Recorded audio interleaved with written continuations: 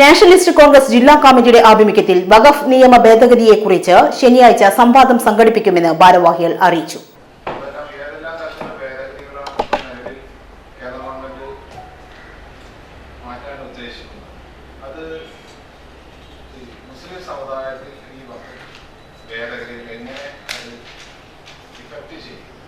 എന്നുള്ള കാര്യങ്ങളെ പറ്റിയിട്ടുള്ള ഒരു സംവാദമാണ് ഇവിടെ ഉദ്ദേശിക്കുന്നത്.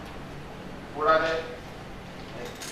വഖഫ് നിയമങ്ങളിൽ കാലോചിതമായിട്ടുള്ള പരിഷ്കാരം ആവശ്യമുണ്ടോ എന്നുള്ള കാര്യങ്ങളെ പറ്റിയുള്ള ഗഹനമായ ഒരു സംവാദം സംഘടിപ്പിക്കുന്നു.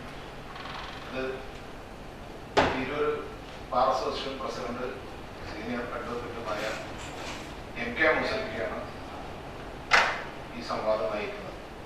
സംവാദത്തിന്റെ ഉദ്ഘാടകൻ വഖഫ് നിയമങ്ങളും പുതുതായി കേന്ദ്ര സർക്കാർ പാർലമെന്റിൽ അവതരിപ്പിക്കുന്ന വഖഫ് ഭേദഗതി എന്ന വിഷയത്തിലുമാണ് സംവാദം. പരിപാടി PP സുനീർ MP ഉദ്ഘാടനം ചെയ്യും. വഖഫ് ബോർഡ് ചെയർമാൻ PK സക്കീർ മുഖ്യാതിഥിയാകും. അഡ്വക്കേറ്റ് MK മൂസക്കുട്ടി മുഖ്യപ്രഭാഷണം നടത്തും.